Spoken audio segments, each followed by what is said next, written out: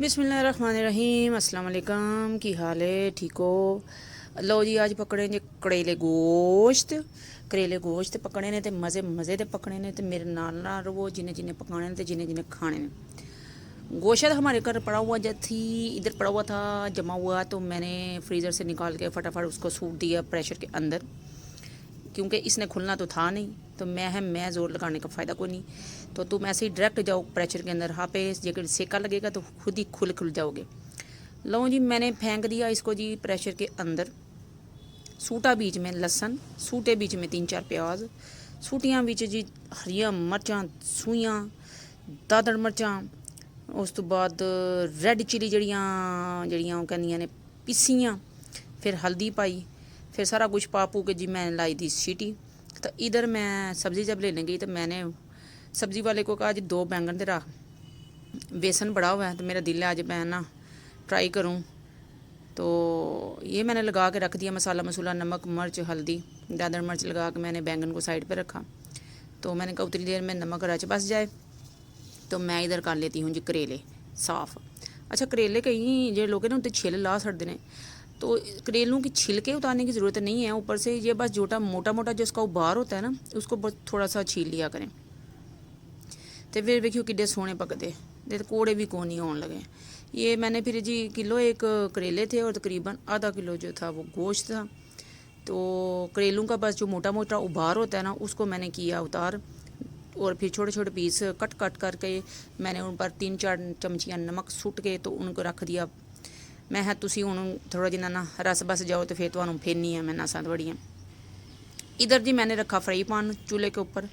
अब वो जो बैंगन मैंने नमक मिर्च लगा के रखे हुए थे वो मैंने तलने थे, क्योंकि मुझे लग रही थी भुख।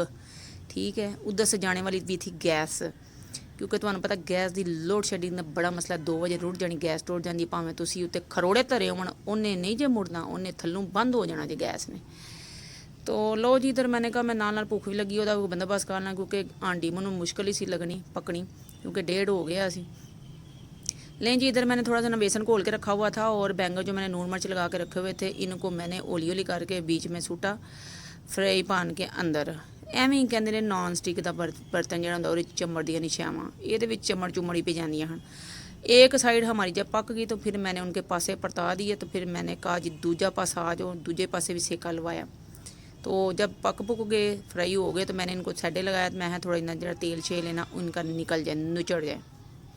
फिर मैंने इनको क्या किया जी, पकड़ा थोड़ा सा बेसन जो था वो पतला रह गया था, तो आप ना थोड़ा सा गाढ़ा रख लेना है, गाढ़ा कर लेना है। तो ये देखें जी बैंगन फ्राई हो के तैयार हो गए ने, तल कत्ते ने हैं जी।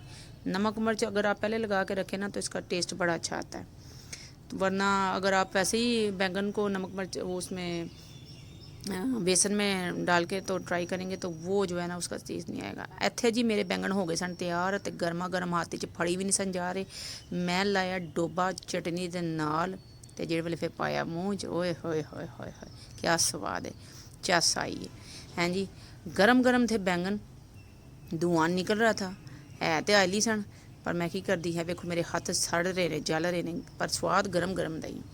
मैंने जी ऐसे डोई बनाई बैंगन की हैं, तो बीच फिर भरी चटनी हैं जी डोई पा के, तो जब ऊपर उठा के तो मुंह में डाला तो क्या ही स्वाद है। ये कभी ट्राई किया करें आप भी, बड़ा मज़ा आता है। कभी कभी ये स्वाद ले लेना चाहिए, बेशक गर्मी है, इसका अपना ही माहौल है। नाल मेरी बेटी भी जी नाल हिस्सा पा रही सी, कहती मम्मा मनु भी चाहो। लें जी, इधर हो गया था तकरीबन 15-20 मिनट हो गए सन, नमक ला कर छड्डे सन मैं वारा। मैं जाओ जी लो अपनी ज़िंदगी, मैं भी थोड़ी नसा फेंक ही छड्डना है।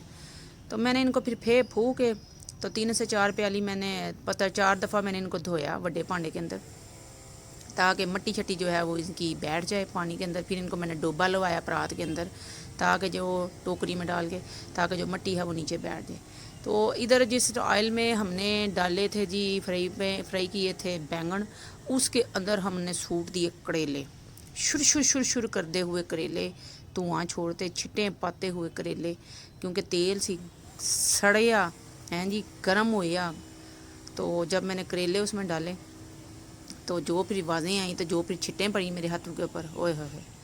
लें जी, इधर हमारा प्रेशर जो हमने सीटी लगाई थी वो भी 20 मिनट के बाद मैंने उतार ली। टमाटर मैं विच 4 पाए सन, कट के विचकारों 2 करके।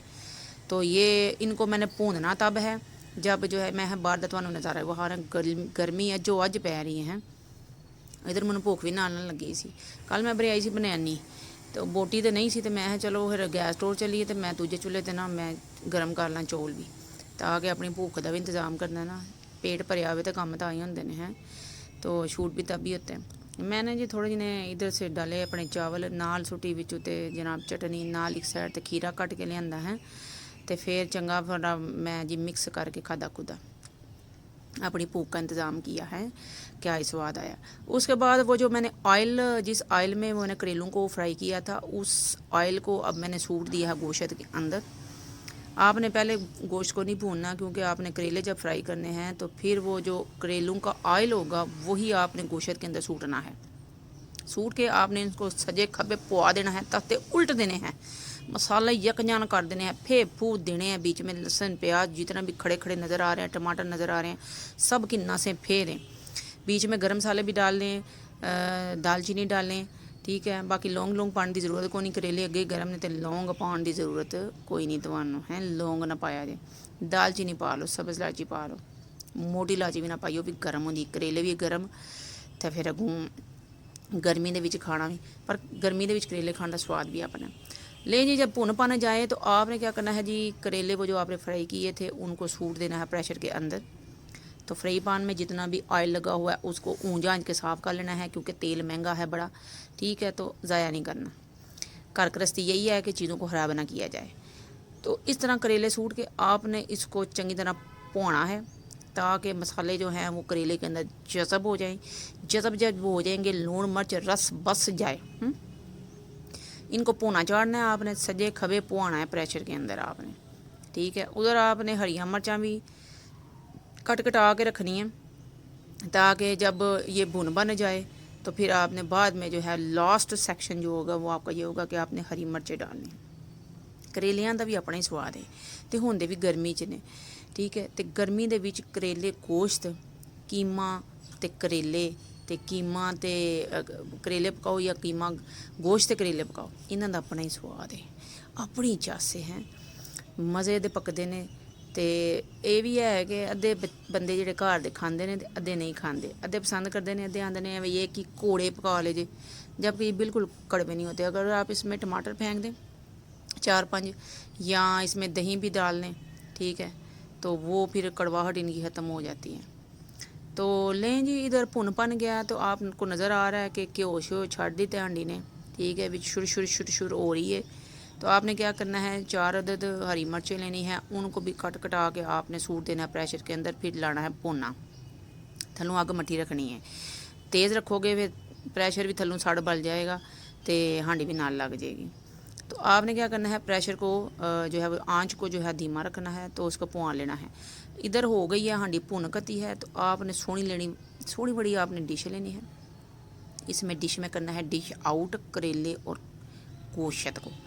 गोश्त करेले आपने डिश आउट करने हैं सोहने बड़े निखार नखोर के हैं चुन चुन के पाओ बोटियाँ हैं। लें जी हो गया डिश आउट तो ए वेखो कि डिश सोहनी रंग दिल करता पे खाण ते हैं तो पकाओ इंज ही पकाना जिकन मैं पकाए ने। तो लाइक तो सबसक्राइब जरूर करना चैनल नूं है शेयर जरूर करना।